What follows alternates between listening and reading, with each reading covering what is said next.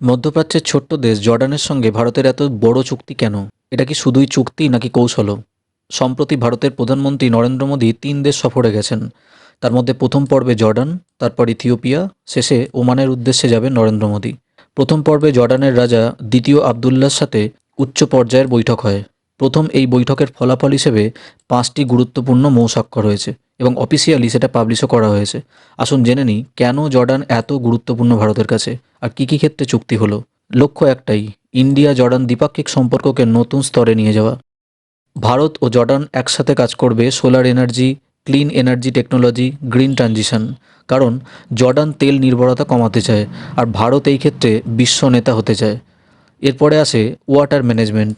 এই চুক্তির মাধ্যমে জল সংরক্ষণ, স্মার্ট ওয়াটার ম্যানেজমেন্ট, এখানে ভারতের প্রযুক্তিগত অভিজ্ঞতা জর্ডানের জন্য অত্যন্ত গুরুত্বপূর্ণ। এছাড়াও যেটা মেন ফোকাস করেছেন নরেন্দ্র মোদী, সেটা হচ্ছে পেট্রা এবং Ellora twinning agreement.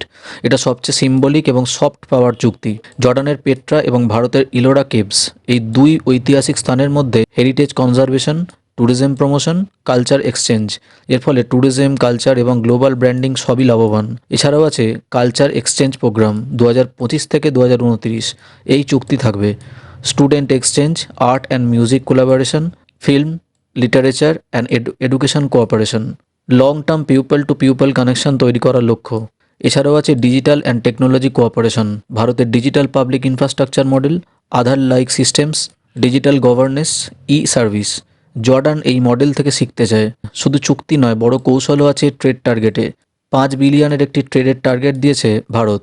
Global alliance, Jordan আগ্রহ দেখিয়েছে ইন্টারন্যাশনাল সোলার অ্যালায়েন্সে, গ্লোবাল বায়োফুয়েল অ্যালায়েন্সে, ডিজাস্টার রেসিলিয়েন্ট ইনফ্রাস্ট্রাকচারে। এতে ভারতের গ্লোবাল লিডারশিপ আরও শক্তিশালী হবে।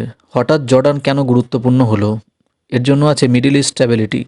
জর্ডান মধ্যপ্রাচ্যের সবচেয়ে স্টেবল এবং মডারেট দেশগুলির একটি। এছাড়াও আছে ইসরায়েল প্যালেস্তাইন ইস্যু। এই অঞ্চলে শান্তি রক্ষায় জর্ডানের বড় ভূমিকা আছে। ভারতের কূটনীতির জন্য এটা বেশ গুরুত্বপূর্ণ।